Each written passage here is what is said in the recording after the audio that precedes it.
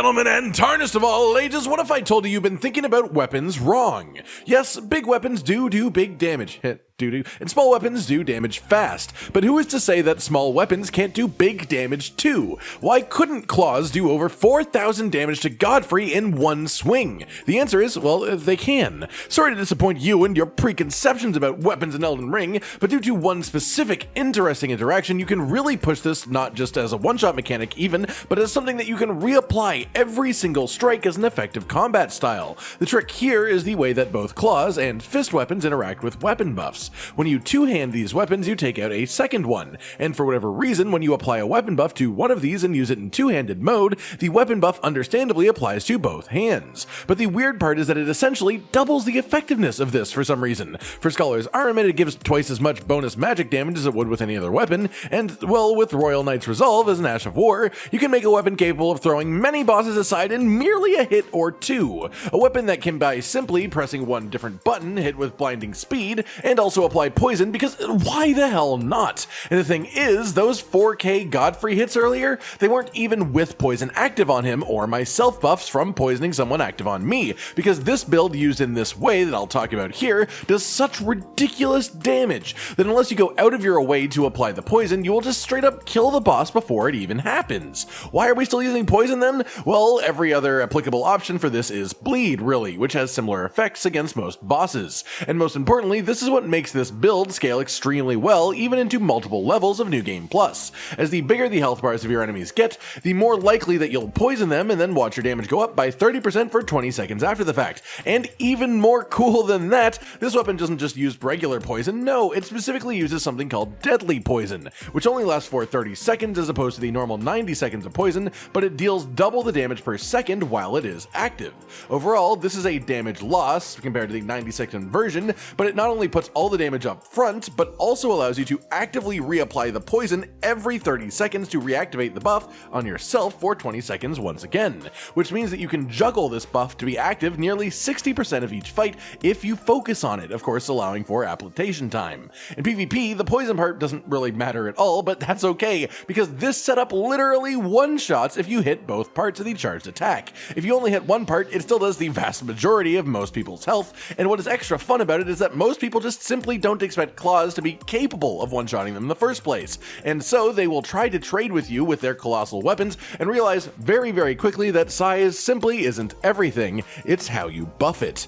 So, what are the pieces that make it all function then? Well, the claws themselves are the Venomous Fangs, set to the heavy affinity with the Royal Knight's Resolve, Ash of War. Grab either the Erdtree Seal, the Dragon Communion Seal, or the Frenzied Flame Seal. Essentially, you just want one of the seals that has 0 weight, and it doesn't even matter if you have the attributes required to wield it, as we are only applying player buffs, which have set values and thus can be applied with the seal even if you aren't technically capable of using it properly. The reason that we care so much about the seal being weightless is for the sake of one of our main talismans, the Blue Dancer Charm.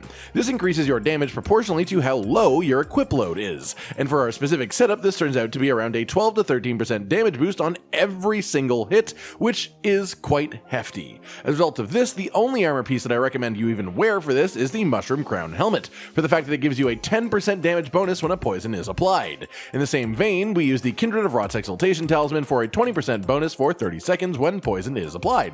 The third talisman is going to be the Axe Talisman, as the way that we hit as hard as we do is with the charged heavy attack of the claws, which this talisman simply buffs by 10%. And then finally for talismans, this one is a somewhat free slot, but given the rest of our setup, I highly recommend the Dragon Crest Great Shield Talisman to do a decent amount to offset the fact that we are practically naked, raising our overall defense to a somewhat respectable level for even someone who is wearing nothing but a mushroom on their head. Wow, what a groovy outfit! And then the mixtures used in our Flask of Wondrous Physic are of course the Spiked Cracked Tear to boost your charge attack damage even further for the duration by about 15%, and then if you are in PvE, then the Thorny Cracked Tear to boost your damage with consecutive attacks for any time that you're able to take advantage of this and pull this attack off multiple times in a row, as it attacks twice each time, which isn't quite enough to make this properly work, but But if you are in a situation where you can do this twice in a row, you will instantly see why we have this on. In PvP, my recommendation is the Leaden Hard tier, to raise your poise to near infinite amounts for 10 seconds after consuming the flask. The main reason for this is that this build is absolutely capable of one-shotting any player if you manage to hit them with both hits of the charged heavy. And so, by using this right at the start of the fight, if your opponent does anything other than run away from you for 10 seconds, you'll destroy them. Most enemies, upon seeing you wielding tiny claws, will instantly run at you and swing. After all, trading hits with claws when you are wielding a massive sword means that you win, right? Well, not against this build. With this build, if you try that, you'll die. Every single time. And this build plays off of the average player's preconceptions about claw weapons to bait them into a trade that they simply will not win. Even if you only manage to hit one of the 2 hits of the attack, it still does 2/3 of most people's health, allowing you to just finish them off easily with a jump attack or a sprint attack while they are realizing just how dangerous you actually are. And then for the incantations, you want the classic Golden Vow buff, as well as Flame Grant Me Strength, as this build does physical damage. As for where to get everything then, the Venomous Fangs are found in the abandoned cave in Caelid. Near the end, right before the boss room, there is a pile of dead abductors against a wall. Climb up them and find this weapon sitting at the top. For Royal Knight's Resolve, after the Temple of Eglay Site of Grace in Volcano Manor, just before the teleporter to Rykard, you will find an imp-sealed door that requires 2 Stone Sword keys to open. Open this and then drop down carefully to the bottom of the room to find this Ash of War. The Mushroom Crown is found in the Lake of Rot region in the southeastern side of the lake itself. There is a fallen over pillar. Climb up this pillar to the stair structure in the middle and jump in to find the helmet waiting to be picked up. The Kindred of Rot's Exaltation Talisman comes from the boss of the Seethwater Cave near the bottom of Mount Gelmir. The Blue Dancer Charm Talisman comes from the boss of the High Road Cave in the north side of Limgrave. The Axe Talisman comes from the cellar in the Mistwood Ruins in the east side of Limgrave. And then the Dragon Crest Great Shield Talisman comes from the Hallig Tree area. From the Drainage Channel site of Grace, head out and climb across these pillars and branches to reach the roof that you can see in the distance. Once you're there, drop down through the hole and it is waiting in the chest guarded by the Kindred of Rot that you can see in front of you. The Spiked Crack tier for the Wondrous Physic comes from the boss of the Minor Erd Tree in eastern Limgrave. The Thorny Crack tier comes from the boss of the Minor Erd Tree in the Consecrated Snowfields. And then finally, the Leaden Hard tier comes from the boss of the Minor Erd Tree below Volcano Manor. Finally then, the incantations. Golden Vow comes from the Corpse Stench Shack on the eastern side of Mount Gelmir, and then Flame Grant Me Strength is found guarded by some fire wagons behind Fort Gale on the western side of Caelid. As for the stats themselves, for the most part, you just want to make sure that you hit 80 strength as we set the weapon to heavy scaling. 25 faith to allow us to use the 2 incantations that buff our damage, at least 40 vigor, but preferably a bit closer to 60, and then the rest split between mind and endurance, as you don't really need a whole lot of either, but they are both definitely better than nothing.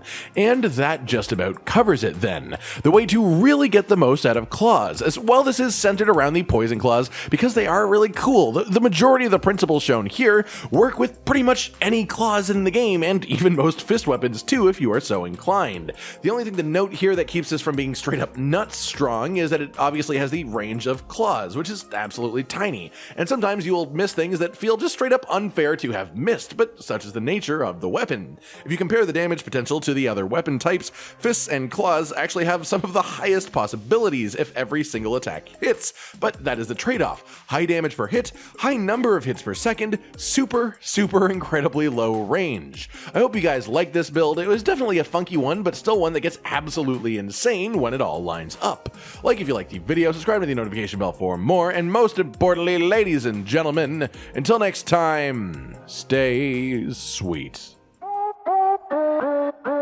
Josh, Cotton, and Hollow with the videos, dropping the humor like a hammer on your tippy toes, bringing entertainment on a daily arrangement to take our insanity and turn it into entertainment. Yes, I said entertainment twice, to reiterate that it is nice to look into your faces on a mostly daily basis when you let us in your homes to make the whole world a stage.